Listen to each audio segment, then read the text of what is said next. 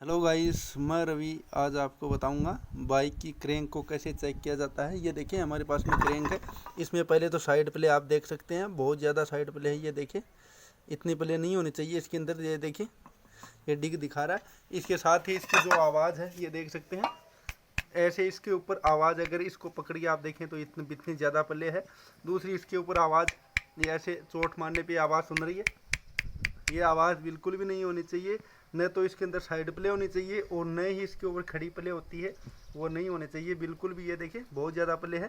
साथ ही साथ इसके अंदर जो इसका जो गेज है, जहाँ पे पिस्टन लगता है, वो बिल्कुल ख़राब हो चुका है। तो ये भी ध्यान रखिए आप।